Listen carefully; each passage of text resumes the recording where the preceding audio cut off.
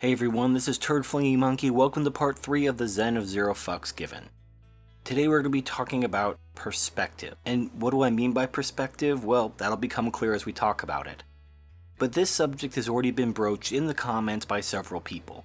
In my last video about the meaning of self-improvement, a couple people in the comment section noted that, what's the point of self-improvement? We're just going to die. That's what I'm going to be talking about now. So death is something we don't feel comfortable talking about, even though we all know it's going to come someday. Maybe if, we get robot bodies or something, maybe it won't come for hundreds or thousands of years. But nothing lasts forever, and eventually we will die.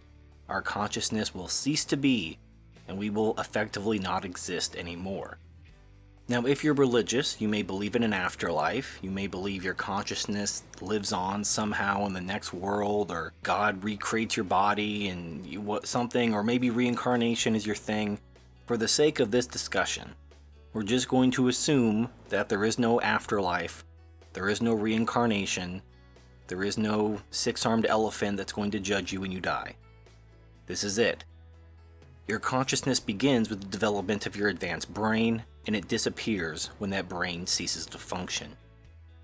Everyone listening to the sound of my voice is going to die.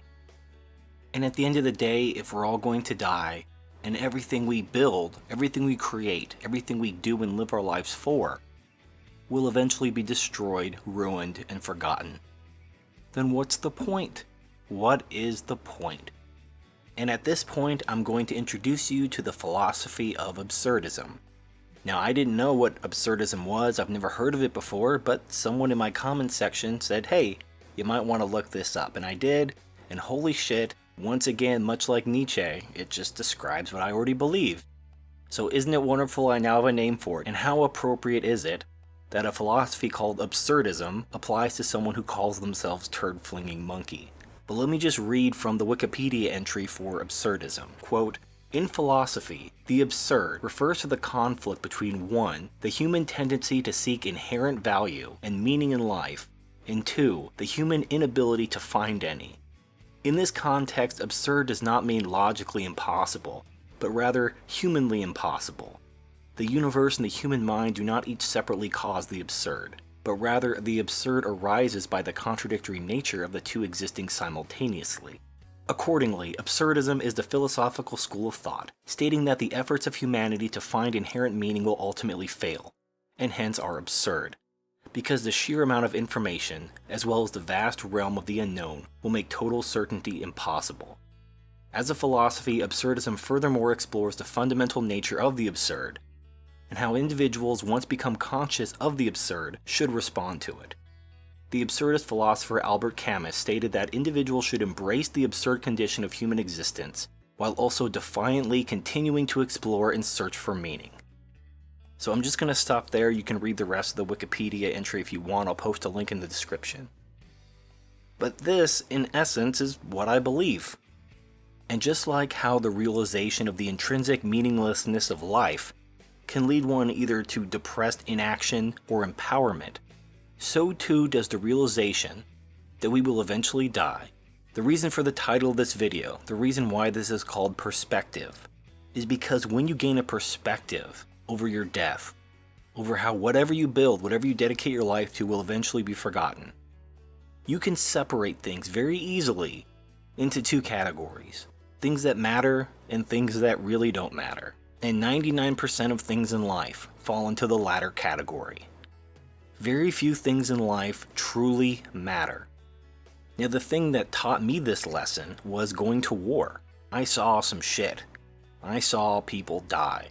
And before I went to Iraq, I had the same neurotic fears as most people my age. I worried about friends, I worried about women, I worried about what I was going to do with my life. I had all these worries. Not to the point of crippling anxiety or anything, but I worried. But after going to Iraq and just seeing the loss of life, I just learned that half the shit, not more than half, 99% of the shit that I was worrying about, really didn't matter. What was I worried about? There is a very small window of things that you should care about. And what I mean by window is the things that affect your life in the long term, but no more than 100 years, those are the things you should care about. Now, why 100 years? Well, because in 100 years, no one's going to remember you. It doesn't matter what you did. It doesn't matter what kind of things you do to try to be remembered. I mean, have you ever gone to a hospital or a college and you see these buildings named after people? Usually people who did great things, made great discoveries, or they just donated a lot of money, but mostly they did great things. And they have these buildings named after them. But nobody knows who they are. Nobody cares who they are. If their name wasn't on the building, no one would even say their name. Now, a lot of people have this delusion, and I'm just going to pop the bubble on this, and I'm sorry for ripping the band-aid off quickly, but I care about you too much to let you live in this delusion. Some people think that if they have children, that their children are going to be their legacy. That their children are going to live on and reproduce in generations and generations and generations, and that's going to give their life meaning. It's going to allow them to achieve an effective immortality through their children. Well, I have news for you. Your genes are going to be so diluted after only a couple generations that it won't matter. In fact, your genes are already out there in the general gene pool right now. You share genes with pretty much everyone around you, to some degree or another. I saw an article a while back, I'm not sure how accurate it was, but basically the article said that they did genetic testing on people all over the world, and they found that the furthest we're apart are 22nd cousins. So your genes are already out there in some combination. They're mixed in with other genes, sure, but in a few generations, your genes will be mixed in with other genes anyway. So in 100 years, your genes, quote unquote, are going to be indistinguishable whether you have children or whether you don't have children. Because even if you don't have children, the people who are related to you, your cousins, your siblings, people in your extended family will have children. And so your genes will still live on, they'll still be diluted just like they're diluted now. And in 100 years, they'll be diluted even further. And it won't matter. Having children isn't a form of immortality. Your last name, you probably share your last name with a dozen or so other families. No one's going to care. Last names don't mean anything anymore. This isn't Game of Thrones, there aren't any great houses. The truth is, there is no immortality.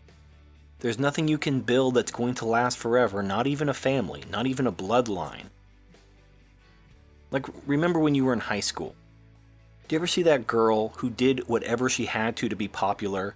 She did all the things she could to be popular in high school. And she was very popular in high school, everybody liked her. But she destroyed her life. She peaked too early, as they say. And after high school ended, she really didn't have anywhere to go. That was the highlight of her life, was high school. Like Uncle Rico from Napoleon Dynamite, just living in that high school moment because that was the highlight of their life. And that's the complete opposite of what I'm talking about. So you don't want to sacrifice your life for some temporary benefit. You don't want to destroy the rest of your life to be popular in high school, because in 4 years high school's going to be over and you're not going to have shit to show for it. But at the same time, you don't want to sacrifice your life expecting to have this everlasting impact on the world. The people are just going to remember your name forever and ever, because they won't. At best, your best case scenario is you'll be remembered for the next 100 years. If you're remembered for the next 100 years, then you were pretty awesome. You did some cool shit. But you really shouldn't expect anything beyond that. So you want to think of this window, the next 100 years window, as the window that you should care about. And what is going to affect that window?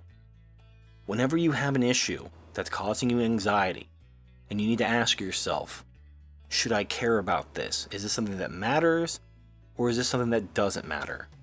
Is this going to affect your life for the next 100 years? Is this going to affect the world for the next 100 years? If the answer is no, this is something trivial and stupid, then categorize it appropriately. It's something trivial and stupid. Just get rid of it. Solve it in the most efficient manner possible and get it off your plate. And this may mean swallowing your pride sometimes. Sometimes the most efficient way to solve a problem that's not important is just to swallow your pride, do what I call the song and dance, and just get it off your plate. Some people have a really hard time doing that, because they think like their pride matters. Your pride doesn't mean shit. Your pride isn't going to matter. There's so many things in life that just don't matter. Just trivial, stupid bullshit. So categorize the things in your life that truly matter, put those in one bucket, and then throw the rest in the other bucket. And the bucket that matters is going to be very small. In fact, I can only think of about 3 things that really go in that bucket. That's your health, your freedom, and your shit. And what I mean by your shit, I mean the stuff you own. Not just your property, but your mind, your knowledge, your skills, all those things are your shit. Some of those things can be taken away, some of those things can't be taken away. But even if they can't be taken away, like your knowledge or your skills, they'll eventually deteriorate as your mind and body deteriorate. So nothing lasts forever. But it matters because it's going to affect your life in the long term. If you have your health, your freedom, your shit, you're good to go. Now, you don't want to necessarily prioritize your health over other things that are going to affect your life as well, such as things that could negatively affect your freedom, for example. Most people don't care about their health because they're lazy, and they're prioritizing things that really don't matter at all. But if you have the right perspective about what's important and what isn't important, you're going to prioritize things like your health, your freedom, your shit, above things that really don't matter, which is pretty much everything else. Now, some people think that that's selfish. It's a selfish attitude, and selfishness doesn't build civilization. Well, I disagree. And the example I could think of is the MGTOW community. Now, this community is built on selfishness. That's what MGTOW is. It's a man taking ownership of his life, not being a wage slave to a woman or a sacrifice to society. And yet, within this community, we help and grow, even though we're selfish. So think about that. But the important thing to understand is we only have a limited, finite amount of time on this earth. We have the same 24 hours each day, and we don't know how many years until it's over. So make the most of your time by keeping a perspective about what's important and what isn't. Filter out the things that aren't important. When you accept that everything you build, everything you try to do will eventually be destroyed and forgotten. When you embrace the absurdity of life. When you prioritize the things that are truly important, the things that will actually positively affect your life for the next 100 years, you're going to stop giving a shit about the things that aren't important. It's going to radically change your life for the better. You're going to be more focused and driven for the things that truly matter, and you're going to be able to let go of the things that don't matter.